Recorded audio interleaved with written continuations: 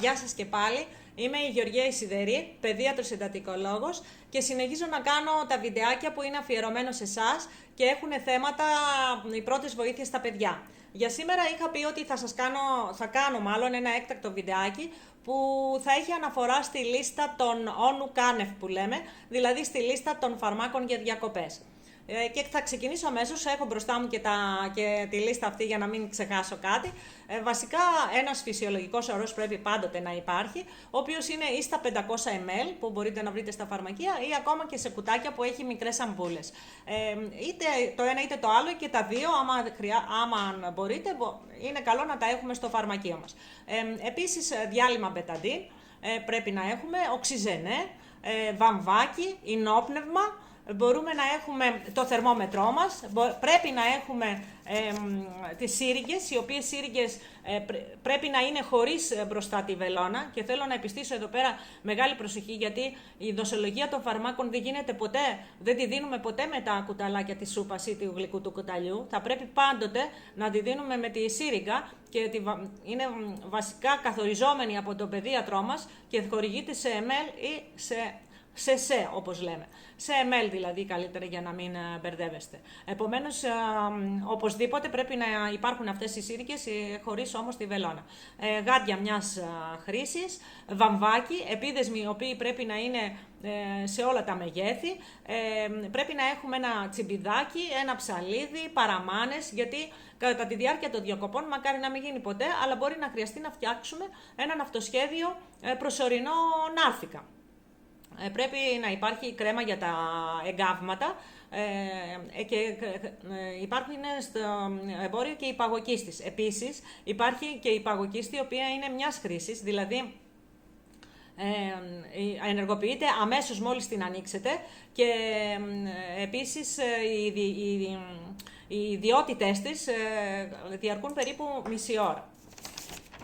Ένα άλλο που χρησιμοποιούμε και στο σπίτι μας βασικά, αλλά και στις διακόπες πρέπει να έχουμε, είναι τα αντιπυρετικά, τα οποία είναι τα ίδια αυτά που χρησιμοποιούμε στο σπίτι. Απλώς πρέπει να τονίσω εδώ ότι πρέπει, εάν χρησιμοποιούμε σιρόπι, πρέπει να έχουμε ψυγιάκι και να τα διατηρούμε στο ψυγιάκι ό,τι σιρόπι υπάρχει.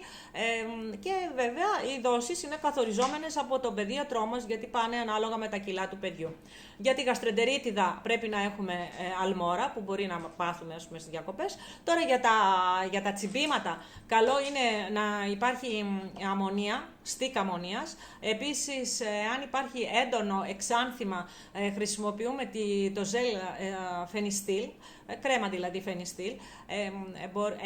Εάν είναι πολύ έντονη η φαγούρα, μπορούμε να χρησιμοποιήσουμε το σιρόπι, το ξοζάλ ή το αέριους. Εάν το παιδί είναι πάνω από την ηλικία των 5 χρονών, είναι καλό να χρησιμοποιούμε, η δόση μάλλον είναι 5 ml. Εάν είναι κάτω των 5 χρονών, η δόση είναι 2,5 ml ή το ξοζάλ ή το αέριους. Είναι η ίδια δόση, αλλά ή το ένα ή το άλλο, όχι και τα δύο μαζί. Και καλό είναι να τα χρησιμοποιούμε κατά τη διάρκεια της νύχτας. Βέβαια, είναι πιο εξελιγμένα αυτά τα φάρμακα, στους περισσότερους δεν φέρνουν υπνηλία, όμως μπορεί να φέρουν κάποια υπνηλία, γι' αυτό συνιστάται η χορήγηση βραδινής δόσης. Εάν τώρα έχουμε πολύ πιο έντονη φαγούρα, εξάνθημα και όλα αυτά και βλέπουμε ότι το παιδί χειροτερεύει, γεμίζει δηλαδή από εξανθήματα, τότε θα πρέπει πάντα στο φαρμακείο, άσχετα αν το χρησιμοποιούμε, να υπάρχουν drops soldesanil. Είναι κορτιζόνη, αλλά σταγονούλες δηλαδή κορτιζόνης, αλλά σε άμεση επικοινωνία με τον παιδίατρό μας για να χορηγήσουμε τη δόση.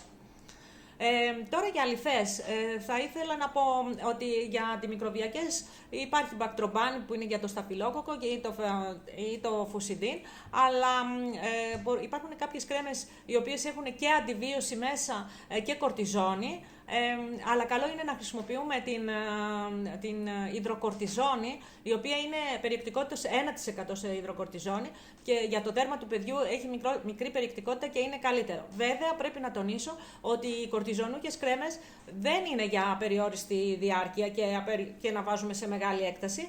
Πρέπει να συνεννοούμαστε πάλι με τον παιδίατρό μας και για τις μέρες που πρέπει να τη χρησιμοποιήσουμε, αλλά ακόμα και για την περιοχή του δέρματος που θα χρησιμοποιηθεί. Για έντομο αποθητικά, δηλαδή για τα κουνούπια. Είπαμε ότι χρησιμοποιούμε, ας πούμε, για ένα τσίπημα την αμμονία, τέλος πάντων, το στίκ αμμονίας, αλλά γενικώς θα πρέπει στα μικρά παιδιά να τα προφυλώσουμε και με το ντύσιμο. Αν μπορούμε να τους φοράμε τις ώρες που υπάρχουν τα κουνούπια πολύ πιο έντονα, να είναι με μακρύ μανικάκι ή με μακρύ παντελονάκι. Χρησιμοποιούμε λοσιόν σπρέι από σιτρονέλα.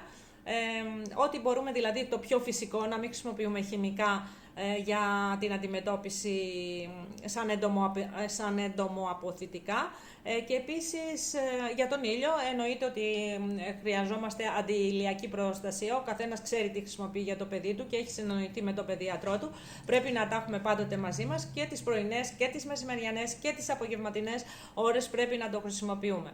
Αυτά είναι τα βασικά που ήθελα να σας πω για τα φάρμακα που πρέπει να έχουμε μαζί μας. Πρέπει να σας τονίσω ότι το κάθε φαρμακείο τροποποιείται αναλόγως με τις ιδιαιτερότητες που υπάρχουν στην κάθε οικογένεια.